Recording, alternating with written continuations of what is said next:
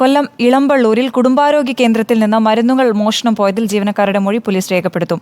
ഫാർമസിയിലും nursing സ്റ്റേഷനിലും സൂക്ഷിച്ചിരുന്ന ബോധം കെടുത്താൻ ഉപയോഗിക്കുന്ന മരുന്നുകളാണ് മോഷണം പോയത്. കുറ്റക്കാർക്കെതിരെ നടപടി വേണമെന്നാവശ്യപ്പെട്ട് യൂത്ത് കോൺഗ്രസ് മാർച്ച് നടത്തി.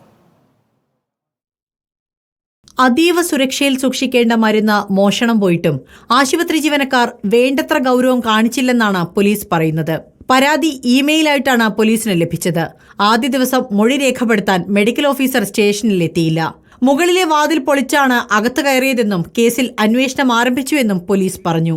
കിട്ടിയിട്ടുണ്ട്, മെയിലായിട്ടാണ് അന്വേഷണം നടന്നുകൊണ്ടിരിക്കുന്നത്. അന്വേഷണത്തിൽ വരുമ്പോഴേക്കും ആ കാര്യങ്ങൾ പറയാൻ പറ്റും. ലഹരി സംഘമാണ് മോഷണത്തിന് പിന്നിലെന്നാണ് സംശയം. കുണ്ട്ര പോലീസ് ഫാർമസിയിൽ നിന്ന് മരുന്നുകളുടെ ലിസ്റ്റും മറ്റ് രേഖകളും പരിശോധിച്ചു. കുറ്റക്കാർക്കെതിരെ നടപടി സ്വീകരിക്കണമെന്നാവശ്യപ്പെട്ട് യൂത്ത് കോൺഗ്രസ് കുടുംബാരോഗ്യ കേന്ദ്രത്തിലേക്ക് മാർച്ച് നടത്തി.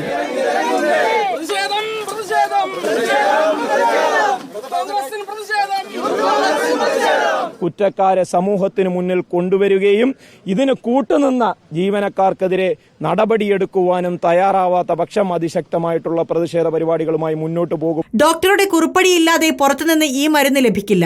11 ആംപ്യൂളാണ് മോഷണം പോയത്.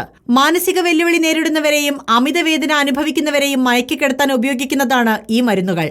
പ്രദേശത്തെ CCTV ക്യാമറ കേന്ദ്രീകരിച്ചും അന്വേഷണം നടക്കുന്നുണ്ട്. റിപ്പോർട്ടർ, കൊല്ലം.